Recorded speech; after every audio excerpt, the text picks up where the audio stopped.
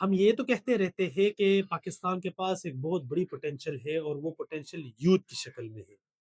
ہم یہ بھی کہتے رہتے ہیں کہ پاکستان کی 60% آبادی یوتھ پر منحصر ہے۔ لیکن یہاں پر سوال یہ ہے کہ ہماری یوتھ خود کیا کر رہی ہے؟ پاکستانی قوم دنیا کے ان ممالک میں شامل ہے کہ جو موبائل کا زیادہ استعمال کرتے ہیں۔ ہم موبائل زیادہ استعمال کرتے ہیں، لیکن ہم کن چیزوں پہ کرتے ہیں؟ موبائل اگر آپ پروڈکٹیو استعمال کرو گے تو اس سے آپ ارننگ بھی کر سکتے ہو اور لرننگ بھی کر سکتے ہو۔ ہم باوجود اس کے کہ موبائل زیادہ استعمال کرنے والے قوموں میں ایک قوم ہے، لیکن ہم کن چیزوں پہ کرتے ہیں؟ مثال لیتے ہیں ٹک ٹاک کی۔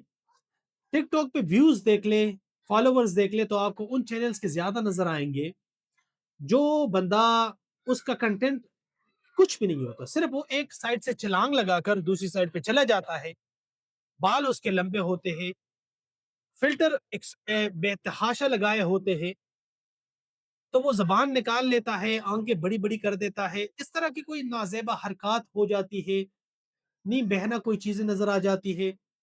تو ایسے چینلز پر آپ ویوز دیکھ لیں تو وہ ملینز میں ہوتے ہیں۔ ابھی حالیہ ایک اسلام آباد میں ایک کانفرنس ہو رہی تھی جس میں یو ایس اے سے ایک سپیکر آیا تھا۔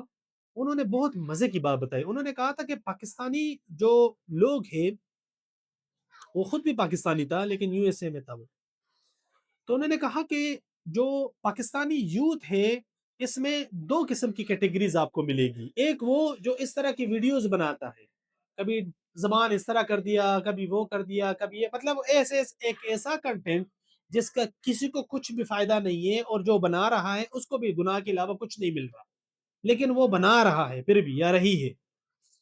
تو ایک وہ علامہ ہے، لیکن انہوں نے ایک اور مزے کی بات بتائی کہ ان سے بھی بڑا علامہ وہ ہے جو اس کو دیکھ رہا ہے، کیونکہ یہ جو بندہ دیکھ رہا ہے یہ اس سے بڑا گناہگار ہے، اور یہ اس سے بڑا جو ہے اس کے کام میں حصہ ڈال رہا ہے، کیونکہ یہی اس کا فالوور ہے اور یہی اس کی کمائی کا ذریعہ بھی ہے۔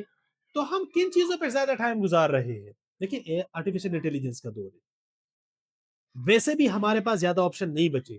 آنے والا ٹائم، ہم یہ بھی کہتے رہتے ہیں کہ اے جی آئی کا ٹائم آنے والا ہے، اے ایس آئی کا ٹائم آنے والا ہے، آرٹیفیشل انٹیلیجنس آلریڈی سر پہ آ چکا ہے، ایل ایل ایم اور ایل ایس ایم، اس طرح کی language model, large language model future میں آ کر ہمارے کام کو ہڑپ کر لے گی، کام ہمارا ختم ہو جائے گا۔ دیکھیں، کچھ نہیں ہوگا، کچھ بھی نہیں ہوگا۔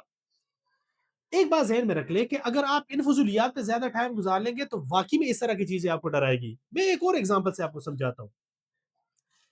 جب ریفریجریٹر بنا تھا تو اس کمپنی نے اس کا اتنا فائدہ نہیں اٹھایا جتنا فائدہ ریفریجریٹر استعمال کرنے والوں نے اٹھایا ہے۔ کیسے؟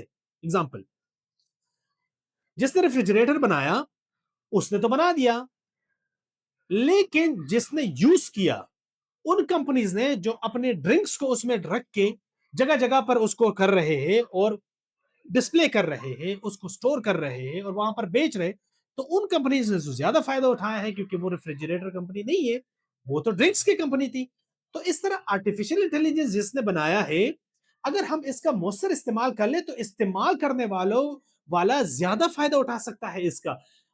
تو ہمیں خود سے یہ سوال کرنا ہوگا بحیثیت جوان، میں اپنی جوانی یا ان فضولیات، ان ٹک ٹاک اور ان چھوٹی چھوٹی ریلز اور شارٹس میں گزار رہا ہوں، اور یا کوئی پروڈکٹیو چیز کر رہا ہوں؟ کیونکہ آپ اس وقت عمر کے جس حصے میں ہو، 20 سال ہے، 22 سال ہے، 25 سال ہے، جتنی بھی، یہی بیج بونے کا ٹائم ہوتا ہے۔ اپنی پرسنالٹی کا بیج ابھی بولو، 10 سال بعد آپ کو وہ ریزلٹ نظر آئے گا۔ لیکن ابھی بھی اگر آپ رات کو اندھیرے میں جب سب سو جاتے ہیں، آپ بستر کے اندر موبائل آن کر کے چپ کر کے پتہ نہیں کون سی غلاظت دیکھ رہے ہو، کیونکہ آپ اتنے ہی بڑے انسان ہو جتنی پاک آپ کی تنہائی ہے۔ اپنی تنہائی کو پاک بناؤ، صاف بناؤ، کیونکہ تنہائی میں آپ کے پاس ایک تو آپ ہو، دوسرا ایک اللہ ہوتا ہے۔ تو آپ ایسی تنہائی کیسے گزارتے ہو؟ کیا ان واحیات چیزوں میں گزارتے ہو، یا پھر آنے والے 10 سالوں کے لیے پلاننگ کر رہے ہیں؟ خود سے سوال ضرور پوچھیں۔